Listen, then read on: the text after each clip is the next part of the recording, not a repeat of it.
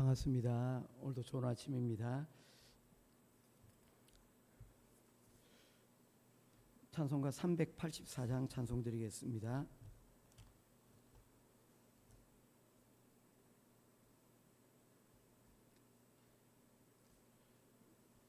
찬송가 384장입니다.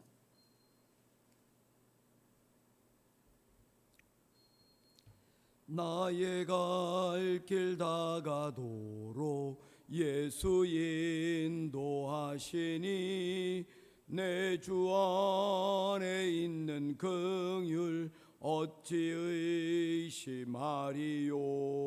믿음으로 사는 자는 하늘 위로 받겠네. 무슨 일을 만나든지 만사 형통하리라. 무슨 일을 만나든지 만사 형통하리라. 나의 갈 길 다가도록 예수 인도하시니 어려운 일 당한 때도 족한 은혜 주시네. 나는 심히 고단하고 영혼 매우 가라나 나의 앞에 반석에서 샘물 나게 하시네. 나의 앞에 반석에서 샘물 나게 하시네. 나의 갈 길 다가도록 예수 인도하시니 그의 사랑 어찌 큰지 말로 할 수 없도다.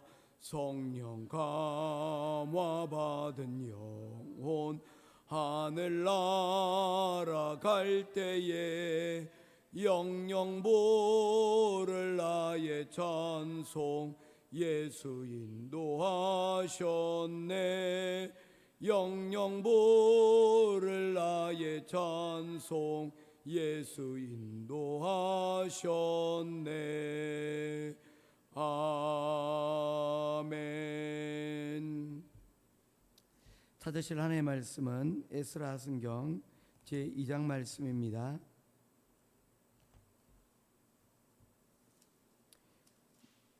구약 성경 에스라 2장 1절부터 42절까지 말씀입니다.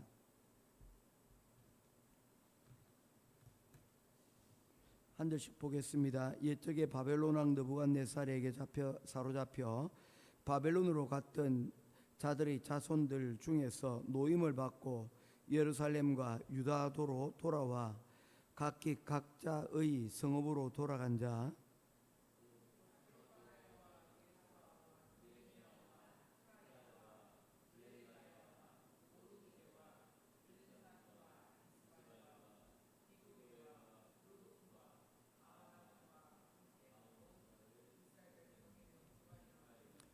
바로스 자손이 2172명이요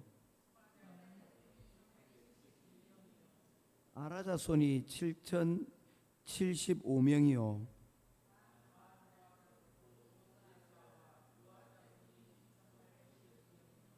엘람 자손이 1254명이요 삭게 자손이 760명이요 법의 자손이 623명이요 아도니감 자손이 666명이요 아딘 자손이 454명이요 베세 자손이 323명이요 하숨 자손이 223명이요 베들레헴 사람이 123명이요 아나도 사람이 128명이요 기럇다림과 거비라와 브에롯 자손이 743명이요 믹마스 자 사람이 122명이요 느보 자손이 52명이요 다른 엘람 자손이 1254명이요 로드와 하딕과 오노 자손이 725명이요 스나 자손이 363명이었더라.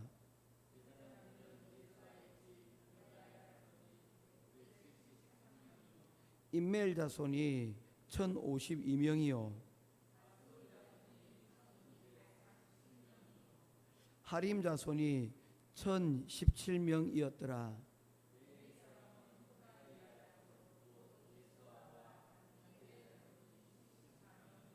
노래하는 자들은 아삽 자손이 128명이요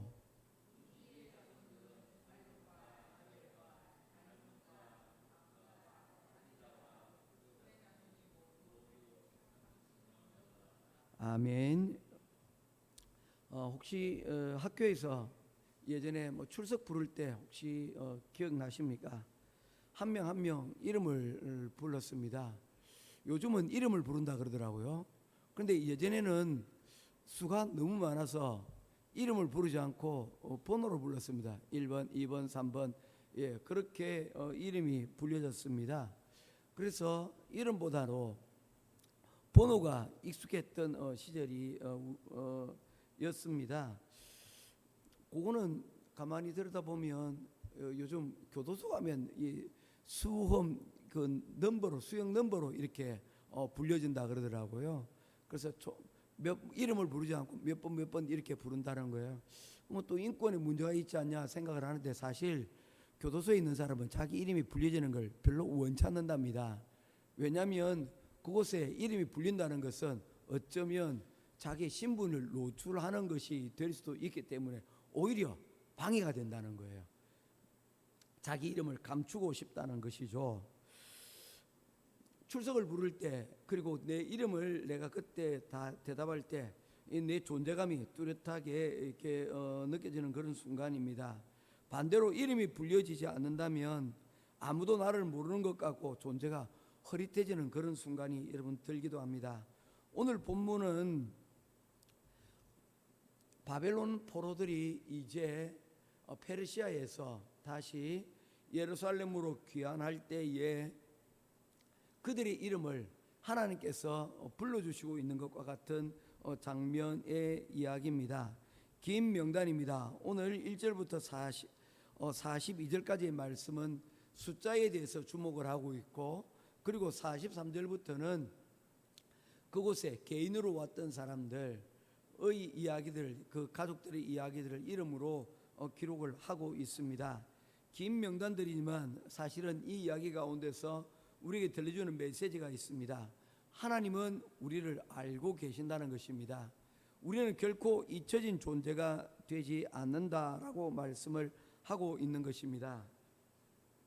무려 포로 생활이 70년 동안 이루어졌습니다. 1차 포로로부터 시작해서 1차 포로 귀환의 시절까지 총 70년의 시간이 지났습니다. 포로로 잡혀갈 때에 크게 잡혀간 순서만 3차례 있었다고 하였습니다. 우리의 역사들도 보면 그렇지 않습니까? 1905년에 을사늑약이 이루어졌고 그 다음 계속해서 일본으로 강제로 잡혀갔던 사람들이 여러분 기록들이 있는 것입니다.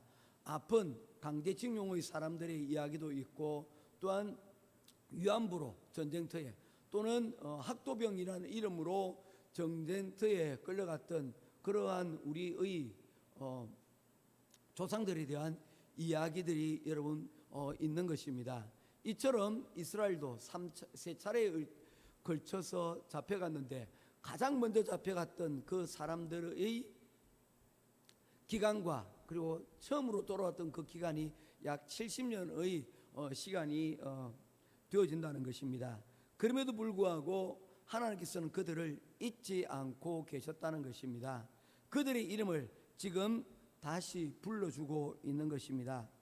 하나님의 약속은 성취되어 유다 땅으로 다시 귀환할 수 있도록 해 주신다는 것입니다. 에스라서 2장의 기록되어진 1절부터 42절까지의 숫자를 모두 합하면 약 42,360명의 사람들이 다시 포로에서 귀환하고 있는 것을 보게 되어집니다. 혹시 내 삶에 하나님께서 여전히 일하고 계신가, 혹시 나의 이름을 잊어버린 것은 아닌가 라고 생각될 때가 있습니다. 의심이 들 때가 있습니다. 그러나 오늘 본문이 우리들에게 말씀하고 있는 것은 이것입니다. 늦어 보일 뿐 하나님께서는 멈추신 적이 한 번도 없으시다라고 하는 것입니다. 두 번째로 하나님께서는 우리의 이름을 기억하시는 분이다라고 말씀을 하고 있습니다. 유다 땅으로 귀환한 사람들 가운데서는 많은 사람들이 제사장 지파와 레위 지파 사람들이라는 것을 우리들에게 말씀하고 있습니다. 성전에는 많은 사람들이 여러분 필요합니다. 예배를 돕고 찬양하고 문을 지키는 역할들입니다. 즉 교회를 세우고 성전을 세우는 것들도 중요하지만 이 성전이 세우는 역할이 무엇인가를 분명히 알아야 된다는 것입니다. 교회는 높고 크게 지어야만 여러분 되는 것이 아닙니다. 교회는 그곳에서 일할 수 있는 사람들이 또한 어떤 일을 할 것인가에 대하여 목적을 가지고 교회는 지어져야 된다는 것입니다.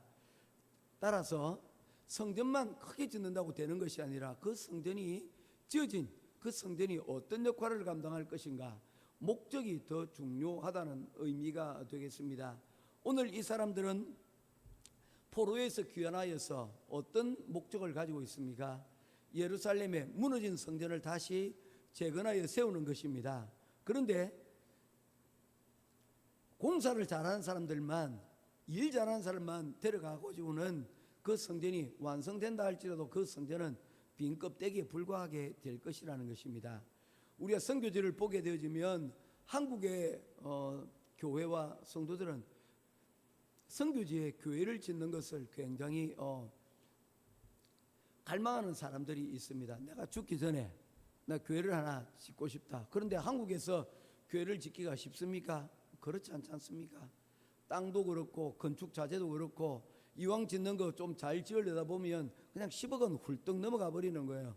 그래서 그것 짓는 것이 쉽지가 않습니다. 그런데 필리핀에서는 한 30평, 40평 정도 짓는데 일정 단층으로 지으면 그래도 한 5천만 원, 3천만 원, 예전에는 뭐 1,000만 원 이내로도 여러분 지을 수 있었다고 이야기를 합니다. 잘 지지는 못했겠죠. 그래도 지을 수 있으니까 여러분 지으려고 하는 거예요. 그래서 선교사님들이 가시면 선교사님 교회 혹시 지을 때 있으면 얘기를 해주세요. 제 평생 소원이 교회 하나 헌당하는 거, 그게 목적입니다. 뭐 그렇게 해서 오는데 이게 좀 그거 한 게 주객이 전도된 게 1,000만 원짜리, 이제 만약에 1,000만 원짜리하고 불리기가 그렇습니다. 건축원금이 1,000만 원 들었는데 여기에 헌당식을 한다고 교회에서 또 사람들을 모집해서 오는데 그 경비는 뭐 2천만 원, 3천만 원이 든다는 거예요. 그러면 또 조금 이게 순서가 좀 바뀐 것이 아닌가라는 생각을 하는데 뭐 그래도 그게 좋습니다. 그런데 더 중요한 것은 무엇이냐면 그곳에 미처 예배드릴 사람들이 다 준비되어 있지 않는데 교회부터 일단 지어고 본다는 거예요. 짓고 나면 사람들이 오겠지. 물론 그렇게도 되겠죠. 그런데 그렇게 되어서는 뭔가 주객이 전도되었다는 것입니다. 교회에 성도들이 있어야 되고 그 성도들이 그 예배의 처소에 대한 그리고 기도의 처소에 대한 마음이, 간절한 마음이 있을 때, 지어졌을 때 그 기쁨이 배가가 되어진다는 것입니다. 교회를, 성전을 처음에 지을 때 이 성전을 짓기 위한 다윗의 애타는 마음이 있었습니다. 하나님의 전이 저렇게 천막 가운데 놓여져 있고 자신은 다 잘 지어진 궁중에 머물게 있다 보니 그 마음이 아팠던, 상한 심령이었던 다윗의 마음이 여러분 있었다는 것입니다.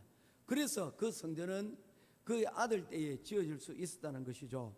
하나님께서는 우리들에게 명령하십니다. 우리가 각각의 교회요, 그 교회들이 함께 모여 공동체로서의 이러한 교회가 세워졌을 때 우리 이 교회가 무엇을 할 것인가, 거기에 대해서 우리에게 꿈을 주시고 그 꿈을 가진 것들을 통하여서 하나님의 역사들이 이루어질 수 있도록 하여 주신다는 거죠. 그런 의미에서 우리는 레위인입니다. 그런 의미에서 우리는 다 제사장들입니다.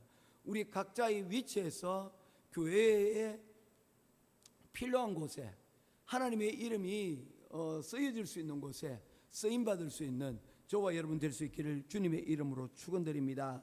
각자의 역할들은 다 다르지만 우리 모두는 예배를 드리는 자요, 예배를 세우는 자요, 그리고 예배를 모르는 이들을 세워가는 그러한 하나님의 거룩한 제사장 레위인들이라는 것입니다. 그래서 우리가 각자 교회에서 할 수만 있다면 어떤 역할이든지 아멘하고 감당할 수 있는 저와 여러분 될 수 있기를 바랍니다. 하나님은 역할이 아니라 우리의 참여하는 우리의 마음을 보시기 때문입니다. 작은 촛불 하나가 어둠을 밀어내는 것과 같이 우리 각자가 있는 위치에서 공동체를 불밝히는 귀한 하나님의 은혜가 있기를 주님의 이름으로 축원합니다. 그런 의미에서 보면 우리 이미정 집사님이 하는 역할이 커요. 어떤 역할입니까? 우리 교회에 아이들이 지금 너무 많아요.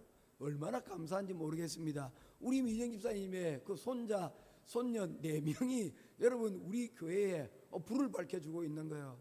우리 또한 여러분 태은이 집에 그 아이들 3명이 또 불을 밝혀주고 있는 거예요. 요즘처럼 아이 낳기 힘들고 보기 힘든데 여기다가 또 마닐라에서 또 2명이 한 번씩 이렇게 와서 또 불을 밝혀주고 있습니다. 우리 교회 주일학교 예전에는 여러분 참 아이들이 너무 많았는데 요즘 너무 적잖아요. 그런데 그 아이들을 보면 또 신이 납니다. 그렇지 않습니까? 왜냐하면 우리 교회의 미래이기도 하고 또한 한국의 미래이기도 하기 때문입니다. 자그마한 아이 어떻게 보면 거추장스럽고 교회에서 맨날 여러분 빽빽 소리 내고 그렇지만 그 아이들이 하나하나가 모두입니까? 소중한 어둠을 이겨내는 하나님의 소중한 촛불과 같다는 것입니다. 모쪼록 우리가 아이들을 잘 섬기고 우리에게 함께한 우리 공동체를 잘 섬겨 하나님의 영광을 드러내는 빛과 같은 역할들을 감당할 수 있는 저와 여러분 될 수 있기를 주님의 이름으로 축원드립니다. 세 번째로 우리가 한편 살펴볼 것은 우리 모두가 다 하나님의 귀한 존재라는 것입니다. 하나님께서는 어려운 상황 가운데서도 길을 열어주시고 그리고 또한 그들에게 고향으로 다시 돌아갈 수 있는 평안을 그들에게 허락하여 주셨습니다. 나라는 무너졌고 역사는 끊어졌지만 그래서 희망은 사라져버린 것 같았지만 하나님께서는 그들을 다시 부르시고 말씀하십니다. 너는 여전히 내 백성이다 라고 말씀을 하고 있는 것입니다. 그 가운데서 우리에게 이름을 불러주실 때 여러분 우리는 어떤 마음이 있어야 됩니까? 우리가 참으로 존귀한 사람들이라는 것을 여러분 다시금 떠올려야 된다는 것입니다. 1980년 1987이라는 영화가 있습니다. 그 영화가 만들어지기의 과정들을 담은 영화가 1987이라는 영화로 나왔습니다. 그때가 참 여름이 뜨거웠던 시절이었던 것 같습니다. 그때의 이 여름의 이 민주화를 향한 그런 뜨거운 열망들이 있을 때에 문익환이라는 목사님이 계십니다. 그 목사님이 이한열 그리고 박종철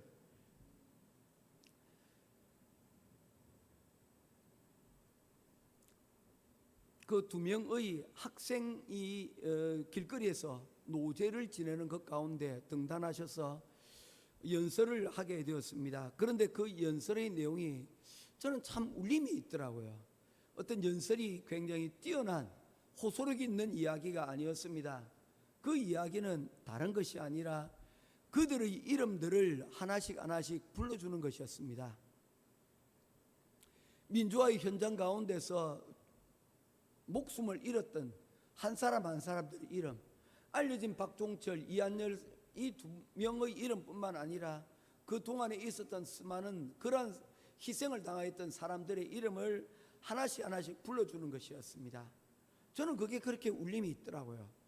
우리가 이 사람들을 기억해야 되고 우리가 잊지 말아야 된다는 것입니다. 우리 대한민국에서 한 10여 년 전부터 하고 있는 일 가운데 하나가 독립투사, 이달의 독립투사. 사실 우리가 독립투사를 여러분 있지만 많이 알지 못하지 않습니까? 뭐 대표적으로 안중근 의사, 유관순 의사, 몇 명의 우리 독립운동가를 기억하지 못하지 않습니까? 그래서 이달의 독립운동가 해서 매달 한 사람씩을 여러분 보훈처에서 발표하고 있어요. 우리가 전혀 몰랐던 사람들이 여러분 그곳 가운데 이름이 불려지는 것을 봅니다. 저는 이것이 나라라고 생각합니다. 이것이 국가가 해야 될 일이라고 저는 생각을 합니다. 한 사람 한 사람의 국민들의 이름들을 여러분 소중히 불러주는 것이죠. 그런 의미에서 미국이 여러분 참 부러운 것 중에 하나가 뭐냐면 지금도 베트남 전쟁에서 죽었던 사람들 전사자를 발굴하고 북한에 여러분 6.25 전쟁을 통해서 죽었던 그 전사자가 있다 그러면 비행기를 타고 직접 그 현장에 가서 유골을 발굴해내고 또한 여러분 그 사람들의 이름들을 여러분 찾아내고 그 사람의 이름을 여러분 붙여서 안장해 준다는 겁니다. 참 멋진 나라가 아닌가 생각을 해보게 됩니다. 한 사람 한 사람의 이름을 기억한다는 거죠. 그래서 5월 마지막 주가 되어지면 첫째 주 월요일을 그날을 우리 현충일과 같은 날로 미국에서는 지키는데 그때는 모든 경기장, 모든 극장, 공공시설들마다 한 자리씩을 다 비워둔다는 거예요. 그리고는 그 곁에 군인들을 보내서 그 자리를 지켜보도록 한다는 겁니다. 의미 있지 않나요? 제복을 차려입은 한 사람이 비가 오든지 아니면 그 어떤 상황 가운데서 그 자리에 서서 지키도록 한다는 것입니다. 우리는 당신을 기억하고 있습니다. 이 자리는 당신을 위한 자리입니다. 당신이 돌아오기를 우리는 고대합니다. 사실 그거 큰 의미가 있는 것은 아니지 않습니까? 그 자리 비우는 뭐예요? 그런데 실용보다는 의미를 더 담아두고 존중을 그게 담아둔다는 것이죠. 그게 뜯어주는 의미가 저는 굉장히 크다고 저는 생각을 합니다. 아이들이 그것을 보면서 자라나는 것이죠. 아이들이 보면서 어떤 생각을 하겠습니까? 나도 저 자리에 앉고 싶은 마음이 여러분 들지 않겠습니까? 저렇게 여러분 서로가 서로를 희생한 사람들을 존중해주고 그리고 또한 여러분 그 자리에 여러분을 빈자리를 보면서 또한 여러분 꿈을 키워가는 사람들이 있지 않습니까? 저는 오늘 이 에스라 2장의 수많은 이름들이 불려지는 그 현장이 마치 저는 그것과 같습니다. 지금 2500년이 지났지만 여전히 그들의 이름이 기록되어져 지금 불려지고 있지 않습니까? 하나님은 이처럼 돌아오는 자들, 하나님의 이름으로 서 있는 자들을 존중히 여기시고 여전히 여러분 기억하고 계신다는 것입니다. 우리의 이름이 이처럼 천국에 귀하게 불려지는 저와 여러분 될 수 있기를 주님의 이름으로 축원드립니다. 결론 이제 말씀을 마치겠습니다. 오늘 말씀은 단순한 명단이 아닙니다. 하나님이 한 사람 한 사람을 부르시고 그 약속을 이루시고 예배자로 부르시는 이야기입니다. 하나님께서는 반드시 약속을 이루신다는 것입니다. 하나님은 우리의 이름을 기억하고 계신다는 것입니다. 우리는 하나님의 존귀한 자녀들이라는 것입니다. 우리는 우리를 서로를 비교하며 사는 것이 아니라 은혜로 살아가는 사람들입니다. 우리는 예배자로 살아가는 사람들입니다. 모쪼록 우리 공동체 가운데서 교회 가운데서 하나님의 이름을 높이며 서로를 존중하며 하나님의 자녀로 오늘도 영광스럽게 살아가는 저와 여러분 될 수 있기를 주님의 이름으로 축원드립니다. 기도하겠습니다. 고마우신 아버지 하나님 은혜와 사랑을 감사합니다. 우리는 하나님의 이름으로 살아가는 사람들입니다. 하나님의 존귀하심을 안고 살아가는 사람들입니다. 우리 그 예배 가운데 하나님이 존귀함을 가지고 오늘 하루도 주해 주시는 은혜 가운데서 이름이 불려지며 또한 그 불려진 자리에서 충성을 다하며 작은 내게 주신 그 촛불을 꺼뜨리지 아니하고 불 밝히며 하나님 우리 자신뿐 아니라 또한 우리 서로를 위하여 세워가는 우리 행복한 교회 성도들 가정들 되어줄 수 있도록 인도하여 주시옵소서. 오늘 하루도 주님께서 하나님 충만케 하시고 인도하여 주실 줄 믿고 살아계신 우리 주 예수 그리스도 이름으로 간절히 기도드리옵나이다. 아멘.